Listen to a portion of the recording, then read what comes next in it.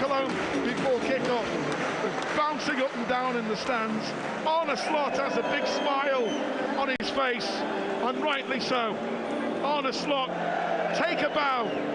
What he's achieved is magnificent. And Aldo, you have to say very quickly, I know you're emotional like myself, it's hard to talk, isn't it? But what Arne Slot has brought to Liverpool Football Club is incredible, isn't it? What a job that man has done.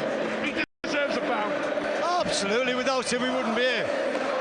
But I love watching the way we celebrate now, the way it sounds. It's like being at a concert. A winning jubilation of a concert.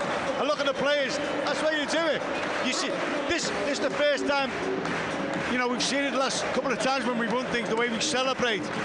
It's a thing for the future. We've shown the world how to celebrate, or football world how to celebrate. This is the way. You know, and this is the way forward. They'll all do the same after this. All the players, like it was against Tottenham. Here comes the trophy. Shout to the crowd as well. Big roar. Shout to the Kop. Wonderful scenes. The players dancing on the crossbar at the Kop end as well. This is absolutely wonderful. We're going to have the anthem again. It has to happen, and it will happen. What a way as well for the voice of Anfield, George Sefton, to bow out after over 50 years service in Liverpool Football Club. But the players are getting ready in front of the Kop. It's going to be a special moment, this again. Absolutely brilliant. Now the players are going Mo Salah to the Kop as well. Absolutely brilliant. As Aldo rightly said before, and it is a fact, isn't it? This is what we're all about. Football is nothing. The fans and the players, even John Henry's wife Linda is jumping up and down, I can see out there as well. It means so much to everybody. But Liverpool, with the fans, Aldo, are a very formidable. Well, it's togetherness, isn't it? You know, it's just, they're all lifting the cup and up in front of them, and they're getting the respect what they get for the, you know, for what they've done for the club this season. Absolutely brilliant. All the players getting a chance to do a winner, his second title with the football club. Of course, great scenes for all of the players there. There's going to be a trophy parade to match all trophy parades tomorrow. You can be sure of that in the city. It's going to be extraordinary. Incredible though, Aldo, isn't it? 20 years on, the Istanbul spirit lives on very much here. Yeah, we certainly know how to do things at this club. And we certainly know how to celebrate. Yeah, we do it the right way. All the players, Ibu Konate, what a birthday. He will treasure this one. Throwing the trophy to the Kop. The Liverpool players with beaming smiles of pride on their face. All of the boys are doing it. McAllister, Alexis McAllister, probably the best Argentine, as the fans suggest, in that song with Messi and Maradona. Great Luis Diaz as well, with the Colombia flag under his shirt as well. Absolutely wonderful moments for each of these individual players to do this, and it's brilliant. Do you know what, one thing you can say? No one's left the stadium. There's no one walking out. So everyone wants to, you know, make sure they were here for this is it. This is the outcome. Harvey Elliott now getting a turn to throw it into the Kop in the end. Absolutely brilliant. Each individual player getting the chance to get the Premier League trophy and celebrate with it in front of the Kop. Brilliant. Cody Gakpo as well, what a season he's had. I mean, he followed on from the Euros, hasn't he, with the goals he's got. He's got better as he's gone on, Tremendous stuff. Darwin as well, Darwin Nunez, that vital contribution away at Brentford as well. Little Wataru Endo as well. Big cheer for the Japan international, Aldo. He's a player that never lets you down. Who's that? Endo. You love Endo. Well, you see how respected he is from the fans when he got the cheer when he come out. You know, he's never let us down. And a big he hasn't had a lot of game time. Big word for your Irish cat. Quaveen Kelleher is just a big cheer. Yeah, super. When Alisson was injured, he's come in and made some big saves. Brilliant applause there. Federico Chiesa, a Premier League title. Don't forget about some of these. This is the last moments for the 4 or 5 of these, probably. You know, for next season they won't be here. You know, so they've got to really enjoy this and take everything in. Miles, and now the party can start again. Jumping up and down the players. It's incredible. It's a party time right in front of the Kop. It's fantastic. All of the players jumping up and down together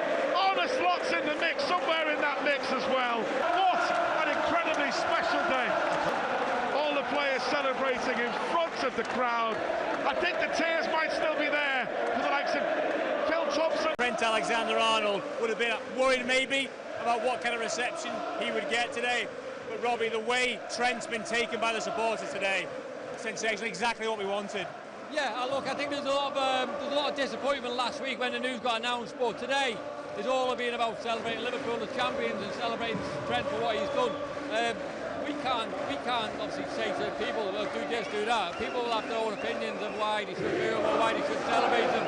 But today is all about celebrating, and rightly he's getting the accolades I deserve today. Fantastic contribution to this football club.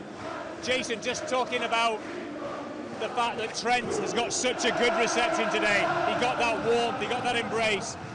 Amazing to see Trent taken back into the hearts of the fans today. Tomo touched on it at the top of the show. It's not us, it's Academy. You know, he represents the Academy in an incredible way. He represents Liverpool Day for the team, for the club, for the manager, for the staff behind the scenes that no one sees. It's been unbelievable. Absolutely fabulous contribution. Again, 20 feet away from us. This is what you... You know, you've got to understand, it's about the late Sir John Smith said Liverpool is about winning trophies, and we've delivered again today. Not just the team, but the fans. Just listen to this at the moment. It's just wonderful.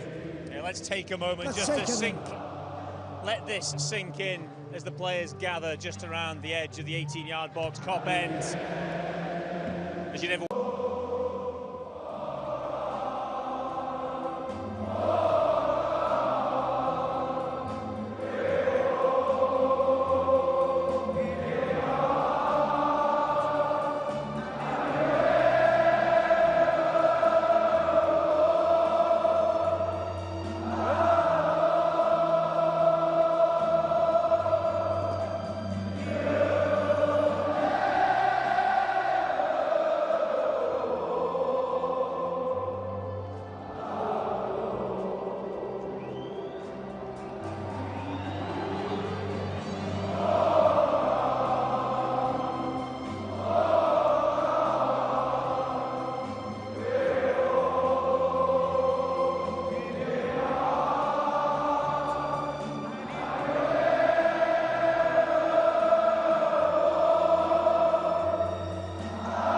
It's everybody together.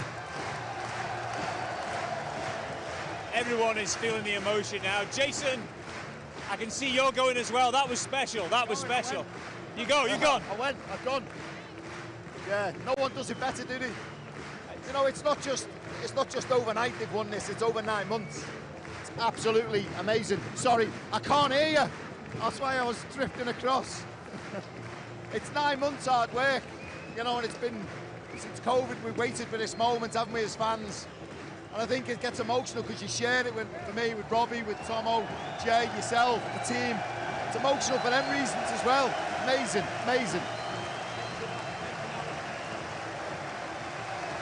Okay, you're right, Virgil and Alan Hansen are posing in front of the Kop with the Premier League trophy. What a nice touch that is. Great spot, Robbie. I think that moment, Robbie, kind of almost sums up this football club as well. It's the past and the present together. The guys who have played for the football club aren't forgotten at all. You're part of it, you're kept part of it. Yeah, I think it's what we do. I mean, I know you mentioned before about Jacob being all emotional.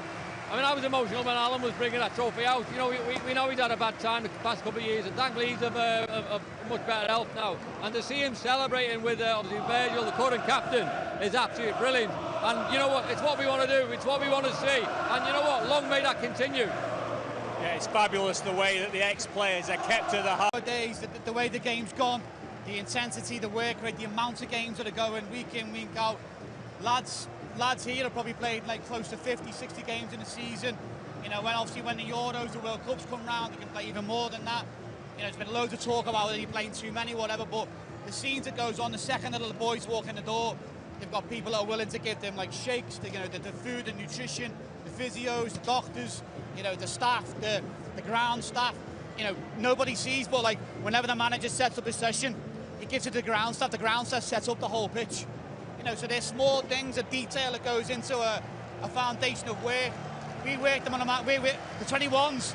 You know, they work so hard on a man, and soon a man is one to chase them around, and replicate the opposition that they're going to play to get them ready for the games going in.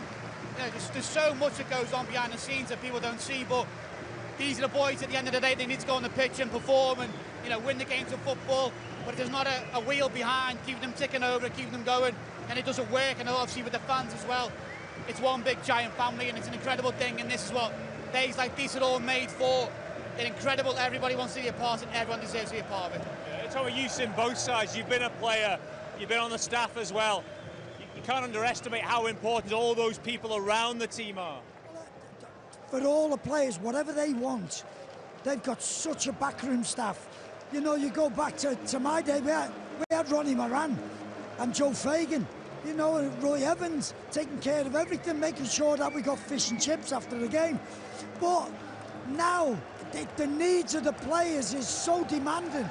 Every football club is pushing. So you need the best people behind you.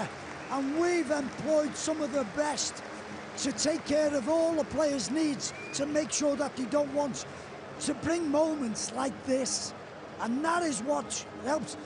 Yes, people can go, look at the backroom staff there. How much must it cost for all them? These players need it, they deserve it, and when they produce days like this, it's just astonishing. As well, Mark, the owners need to take credit as well. You know, we talk about the team behind the team, but they created a sustainable model, but not just a sustainable model, but a successful one. You know, people raised eyebrows at some transfer windows where we didn't bring players in, or one last season, Chiesa, and everyone went, oh, they need to do more, but they know what they're doing.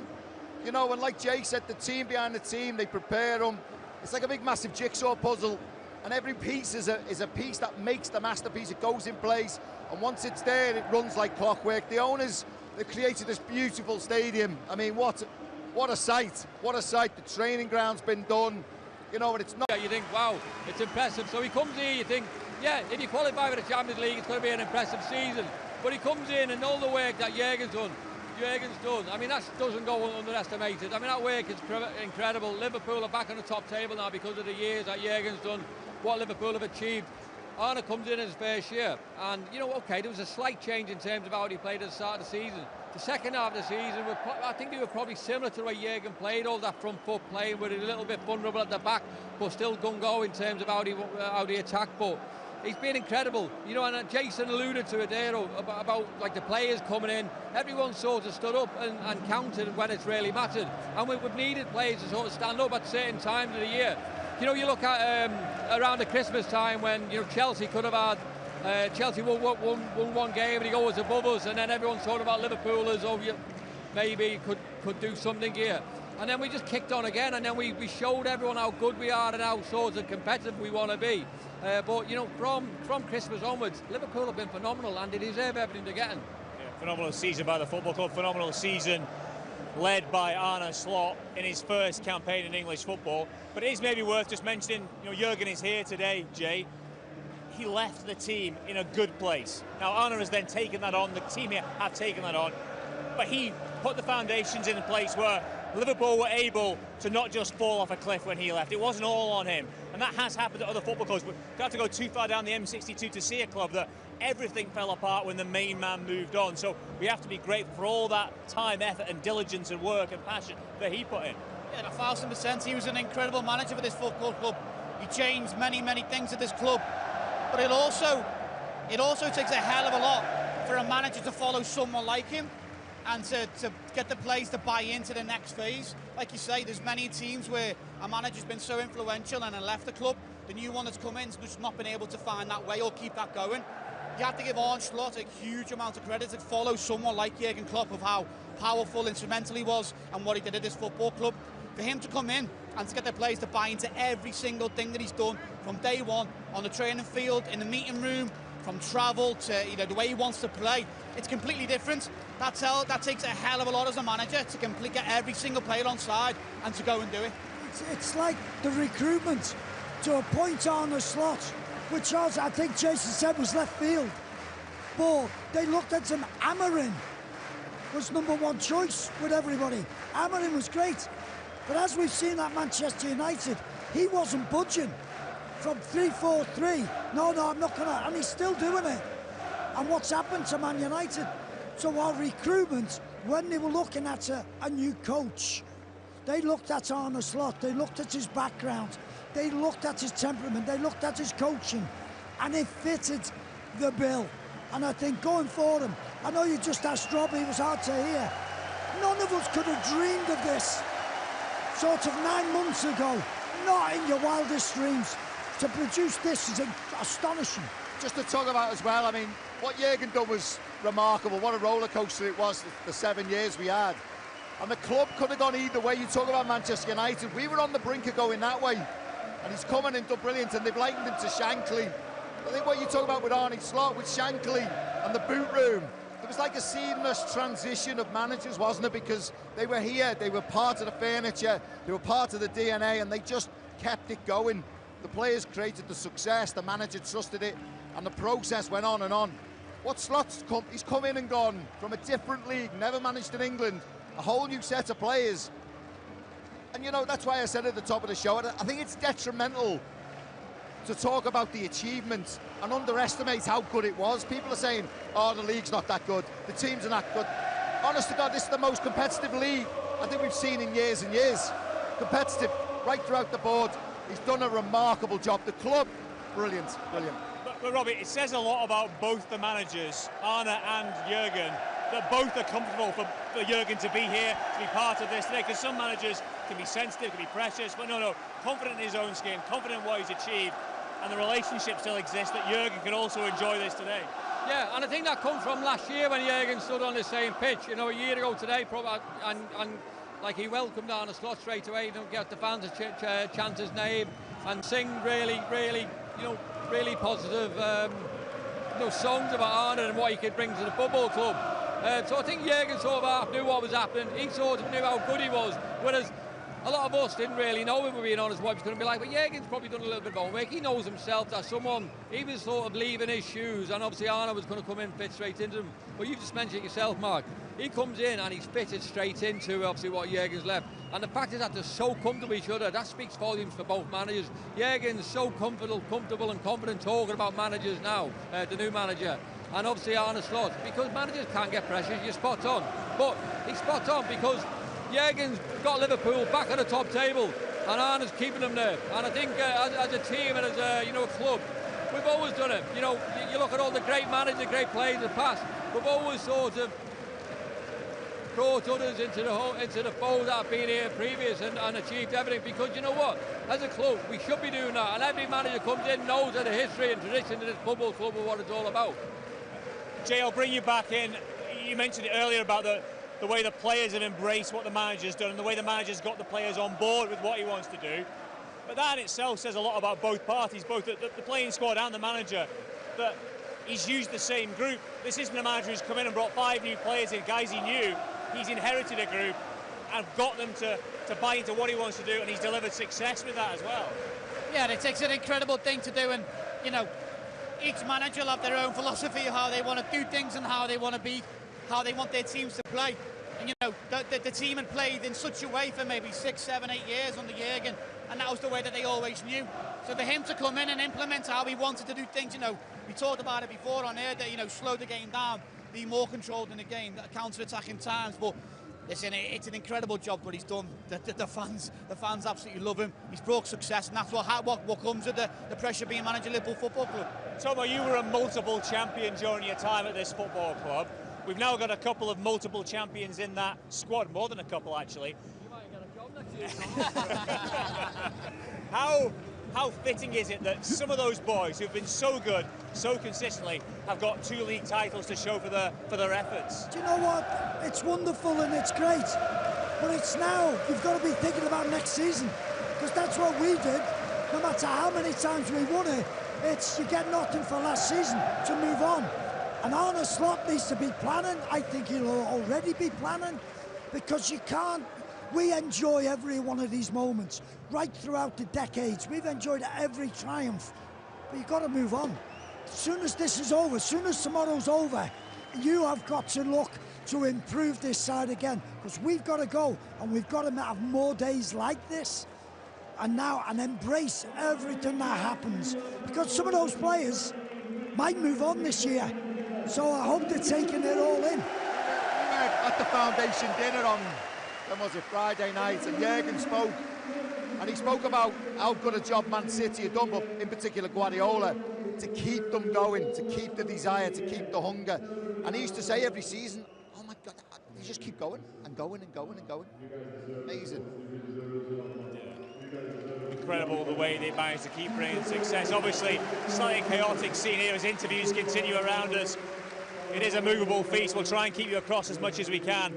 In terms of that, though, I suppose that is the next challenge, isn't it, Tomo? It's to do it again. It is to try and go again. And that, as Jason says, is not the easy thing to do. But can they make it back-to-back titles? Can we do that again? And listen, the saying about it's been an easy league, it's because of all the other teams.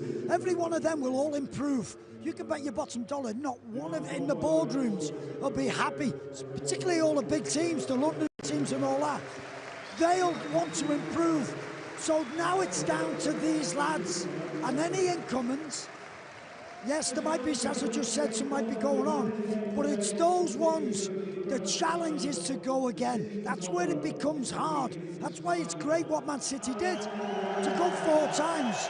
And now it's another cycle, and we've got to be on top of that cycle, and we go again. Tomo, what was it that kept you going like you? I mean, it's different today, isn't it? Leadership management's different. Well, it's these days, it's what happens when you do it, and you taste it, you want more of it. And the guys who were in charge, Bob Paisley, Bob Shankly, that was great. But now you've got to go and do it again. That's what greatness is all about.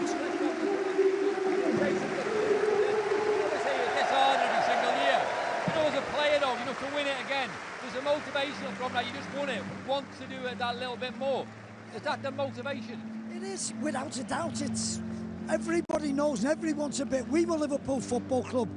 We were even better than these lads, and we had to respond again and go, because every team in the league wanted to beat us. So to go again and go again, to do it even throughout Europe, Rob. European teams. We played Madrid in '81. We were the biggest scalp for them.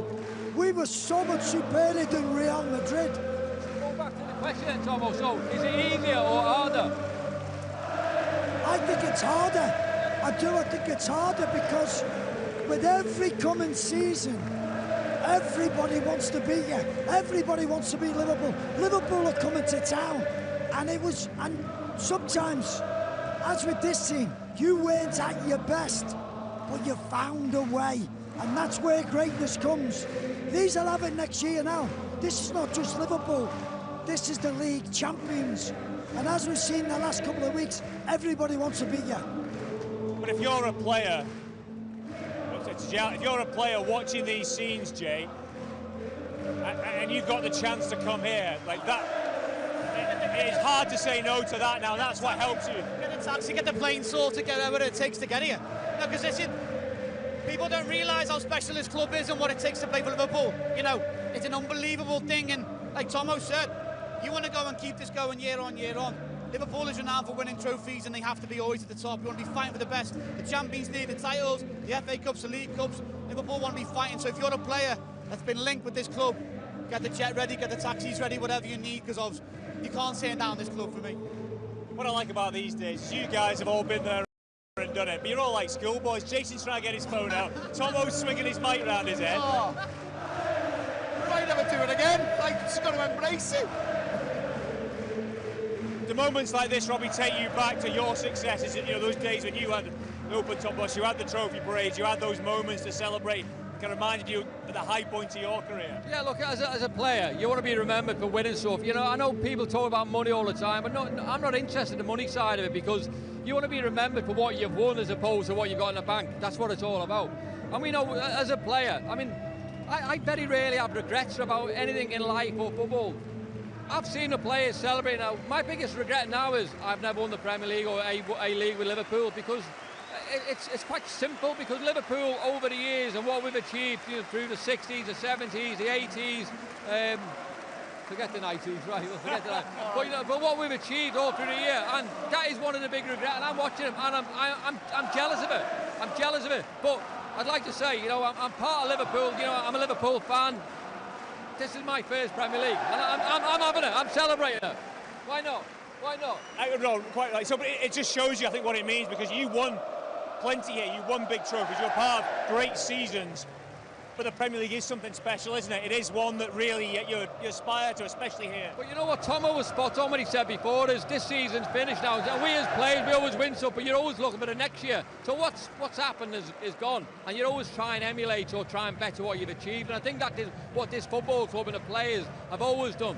So it's not a new thing, is it? Everyone has always tried to better themselves, and this is why it's probably a great time to be a Liverpool fan, because you know there's going to be players coming in. Sadly, there's going to be some players who potentially could go, but you know what? There's going to be some players going to come and will make this club and this team even better, which is frightening. Yeah, it's frightening. Ever since 1990, for 30 years, I thought every year we could win the league. I went into every season, Liverpool, we could win the league. England, I always thought England could win every tournament. You were let down. And for 30 years, we could never do it. And then we did it in COVID. But 35 years, it's not just they're enjoying it. These are all enjoying it. And that's why you want more and more. It's incredible what we're seeing around us. I'm not sure how long. The game finished about an hour ago, I think, and everyone's still in. What game? What game is that? I know. Can I join the party? I was standing over on the right wing there, but I didn't even get a touch of the ball. Give him a cuddle, he's feeling left out. All the professionalism's gone out the window now. I was going to say, it's one of those days a little bit where, all semblance of normal TV behaviour has been put to one side. Well, everyone embraces that. And it is part of the emotion, and you do get caught up in it, you're invested in it. We're all part of this fabric of this football club in different ways. You get invested in it, you want the success, and when it comes, you want to embrace it. And from a player's point of view, Jason, quite right that they're all enjoying it to the max with their families. You see the kids running around. It's a whole big experience. Make the most of it. The lads have touched on it. I think you learn a lot about your players, yourself. As a person, I think in adversity you do, like you've got to roll your sleeves up, you've got to dig deep sometimes and go again and go again. And sometimes you don't get over the line, you just got to get up again. Keep getting knocked down, you keep getting up. But I think you learn a lot about success as well. And these moments, I like the fact we won the title early. The players went away, they bonded, you know, they've spent some time together. And these moments are the ones, it's different from when Tomo won it. You know, I'm sure, I mean, we talked about how the Premier League was brought on. The trophy was left on a table in the middle of the pitch, just on a table. I mean, the celebrations now are remarkable, but it's them feelings and emotions, I think, that bring you back as a sportsman. They're the ones that make you go, I want to do that again. This is amazing. And to share them with your kids and your family in this environment, who doesn't want to do it again? Speaking of the emotion of the occasion, we talked at the very top of this about the response that Trent got today, and he's been overtaken by the emotion. See some of the pictures of him coming across to us, of him in tears at this. I think this would be a moment where really maybe hits home to him a little bit about what he's leaving, although he's moving on to an amazing new chapter in his life, and he's been part of so much success. Like, you see him now, Tomo, he's walking away from this, and this is the moment where he's sort of accepting that. This is what I've always said. He will never, don't care wherever he goes, he will never witness the scenes like he's witnessing now. I don't care if it's Real Madrid, Barcelona, Bayern Munich, wherever. It's not like this. This is such a bond between fans and players. You can't get that anywhere else. And he'll miss it. I can bet your life. There was pictures of Stevie Gerrard, Jordan Henderson. Since they've left, they'll be going, my God, did I want that? And you want it again and again. I'm not saying that he's unhappy with his move now. Do you think when he's obviously seen the celebrations and he's obviously feeling the love from everyone, all the players, do you reckon he's feeling a touch regretful at this particular time? Isn't he right now? I think the difficulty for him... It's real now. I think the difficulty for him, yeah, it's real, yeah, is it's like Robbie and Jay and myself and Tomo, like, we're all born in the area. I mean, these two even more so, do you know what I mean? So, deep down, he's a massive Liverpool fan himself, isn't he? It's like, he's not been brought up in a different culture, he's been brought up in this culture, what this is, you know, and what it means. He's been so close to it. I mean, he must be hurting right now, he must be hurting. But that's not taken away, I think he's doing the wrong thing, that's up to him. But this, I mean, what a send-off though, I mean, left and half. It is something special. You know, Robbie, your situation was different, but obviously you left and then came back, so you've kind of seen both sides of it. You've had the chance to be away from this club and then return. If you are local especially, it does have that kind of unique draw, tie, emotion, whatever you want to call it. Yeah, I'll be honest with you, I mean, whether you're local or not, you know, in a silly sort of way, I'm glad I left Liverpool. Now, obviously, bear with me because I'll tell you the reason why. It's because I've been at Liverpool from when I was 10 years old, go through academy team, B team, A team, reserve teams, first team, and I never knew nothing else. And then you sort of, I mean, I hope people don't take this the wrong way around, but you maybe take the club for granted a little bit. And then you go to other clubs and you see other clubs, what they're like. And don't get me wrong, I played for good clubs. Played for Leeds, played for Man City, good clubs. You know, Man City's not the Man City we see now. But then you come back to here and you don't realise sort of how good Liverpool is until you've been to other clubs. And I'll stand by that. It's not me being, oh, you know, you're a Liverpool fan. Liverpool is special, the fans are special. Although other clubs are good, other clubs will have their own opinion of why they think the best. This place is special. And the reason I'm saying it, I maybe took it for granted, but I get the chance to come home and come back to Liverpool and put that red shirt on. That red shirt on again was by far the best thing that ever happened to me in football. That was better than winning trophies, that was better than scoring goals, that was better than all appearances. Coming back and putting that shirt on and representing the football club again was my biggest and best thing in football. It'd be fascinating to get an idea of what Trent's thinking as he kind of walks around behind us, taking it all in. I suppose, Jay, for him now, it's about soaking in as much of this, remembering what it's like, keeping it there for when he is a few thousand miles away, playing somewhere else, doing something else. Yeah, this has been his normal now for the last 20 years. You know, he's been representing the club in an incredible way. Like I said to Jason before, like mentioned before, it's real. You know, when he made his decision, obviously to lead the club, you know, he's done his speeches and a lovely speech, and then, well, you still got games left, so you know, you switch straight back onto the football mode, ready player mode, ready to play if ever needed. But then now that the season's done, you know, the trophy's been lifted, everything's ready to go. Now it's real, now the move is going to go, now he's going to lead the club, and it's going to be emotional. His family are there, all his family and friends are all around it, so listen, emotional day for him. Okay, let's cut off from this now and head on pitch side. Becky Davis is with the captain, Virgil van Dijk. Yes, I think the time between the Spurs game and today felt like 6 months.